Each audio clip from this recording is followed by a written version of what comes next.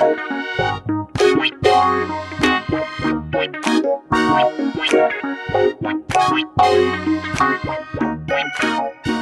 Eyes, our YouTube channel. I'm Carl Rosen, your co-host. I'm an oculoplastic surgeon and neuro-ophthalmologist trained in Pittsburgh with Jack Kennerdale, with my co-host, friend, colleague, and former resident at Albert Einstein College of Medicine, Jon Ditkoff. Jon.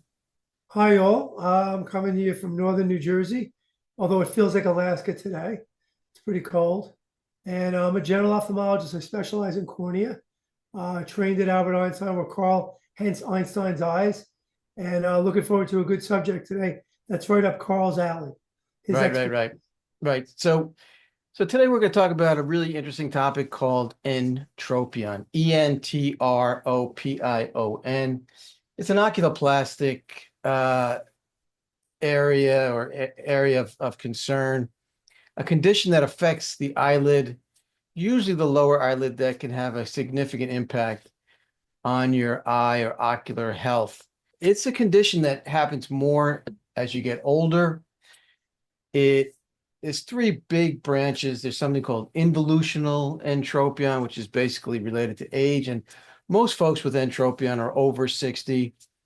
There's something called spastic entropion, where if you squeeze or if you are rubbing your eyes, it can cause the muscles around the eyes, called the orbicularis muscle, to fold in and roll the eyelash margin onto the corneal surface. And then there's another topic area called cicatricial entropion, where the inside, we call the posterior lamella, and think of the eyelid like a sandwich. You have an outside layer and an inside layer, and the inside layer is shortened, and it pulls the lash margin in, again, which can cause rubbing on the cornea. And, the symptoms are really uncomfortable. And people can go for years with this, and I'm always puzzled to why, but people will suffer with this. You get redness, irritation, sensitivity to light.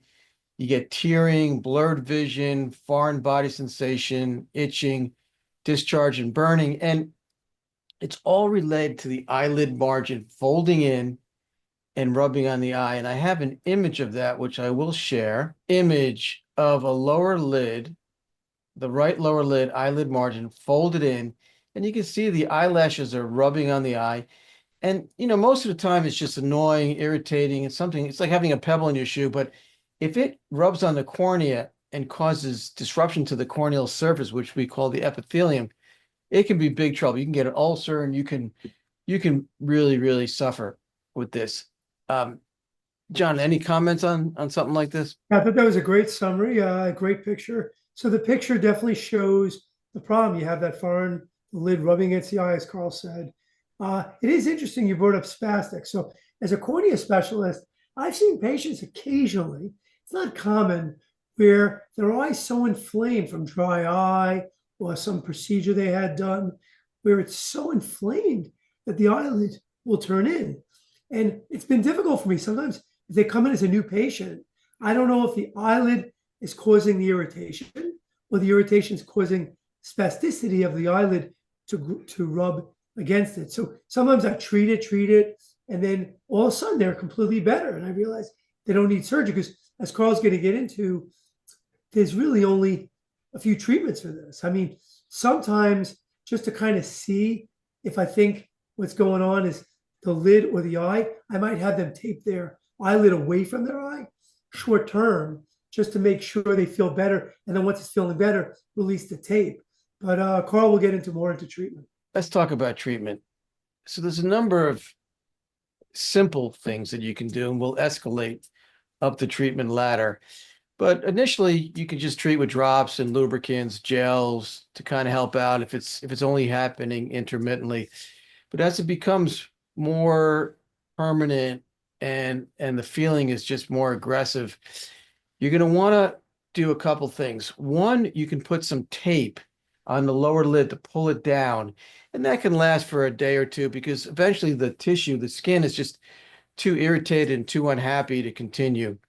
The other thing you can do is put a bandage contact lens or a contact lens, and that'll act as a barrier between the eyelashes or the skin of the lower lid and the corneal surface. So that can protect you. And lots of folks do that. And then the definitive thing to do is a procedure called a canthoplasty or an entropion repair, where you work on the lateral canthus. So this is something called the carbuncle. Here's the nose over here. Here's the lateral canthus.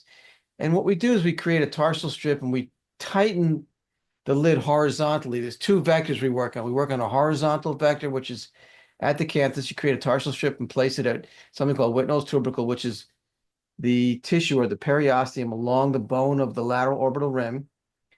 And then you can also do the vertical vector, where you take something called the lower lid retractors, which is a tiny structure that you reinsert because oftentimes it gets disinserted onto something called the inferior board of the tarsal plate.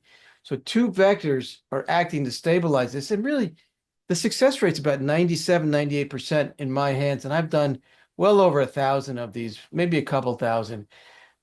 So it's really an effective treatment when the other techniques or the other things we just spoke about are not satisfactory. I do want to talk about some of the causes. And some of the causes can be eye rubbing from allergies, sleeping on one side, which a lot of people do, that just over the years, over 20, 30 years, can stretch the tendon and cause the eye to become involutionarily weaker. Therefore, it'll roll in. You can have something called floppy eyelid syndrome, which we have a video on. That's related to sleep apnea and just an oxygenation issue where the tissue gets lax and it doesn't have the same strength or turgor. And that'll also cause it to become entropic or involutionarily entropic. Certain medications for glaucoma can cause the cicatricial variety of entropion, like pilocarpine. It's an older drug that we used to use to reduce the pressure in the eye to treat glaucoma. And those are, and then just as I mentioned, aging, just getting older. So those are the treatments for entropion. It's a common problem with generally the lower eyelid that we can fix in a very satisfactory way. It takes about 8 to 10 minutes in my hands. The patient is awake. We go to the surgery center. I use dissolvable sutures. Before you know it, you're fixed up. You're good to go. And you don't really think about it any longer. John, anything you want to add? So I have a question for you. So one, I guess, perspective I've had over the years, I have some elderly patients who have mild entropion, and they're kind of tolerating it. They don't want surgery, and I've always, I mean, maybe aggressively, I've encouraged them because I guess my understanding was sometimes if they don't do it, it sometimes can evolve into cicatricial, and then it's more complicated to fix. I mean, is that correct or not necessarily? I haven't seen that, John. Okay. I haven't What seen about that. with ectropion? I mean, just out of curiosity. So ectropion is a different game, but people Okay, can so live we're with going to talk about that ectropion. another day. Yeah, So we'll maybe talk that's about that. maybe I'm thinking Yeah. that way. The other thing I just wanted to bring up was ocular cicatricial entropion or ectropion. Either one, you can get scar tissue from a disease that's pretty rare, trachoma, but it goes, again, those are rare diseases that you really need to treat the disease, not so much we were talking about the general causes, but when you do have entropion, they want to figure out why you have it. Right, right. I mean, look, if you have a history of surgery too, particularly Yeah. transconjunctival surgery, It can cause it. or you had a conjunctival lesion that was removed years ago, that can also cause cicatricial entropion. Yeah. But really, anything that affects the lateral canthus or the strength of that structure can cause weakness, and then a folding in and an entropion can result. But generally, involutional aging, Yeah. that is the primarily what I see Me too. in my population. And like I said, the success rate is well over 95%, super high, an 8-minute procedure, dissolvable stitches. So if you don't want to come back, you don't have to. The sutures just fall apart. I use a 7/0 Vicryl and a 5/0 Vicryl. And you're awake for it, so before you know it, you're out back at home. Yeah, an important condition that physicians and optometrists need to know about so they can send you to an oculoplastic specialist to get it fixed, because it's really, really, as I mentioned, annoying to the patient. Um, and It was a great presentation. yeah, Very- yeah, thanks a million. Thanks a million, John. So great having you all. I hope people got some value out of it and learned a little bit. And we will see you on the next video. Thanks again, guys.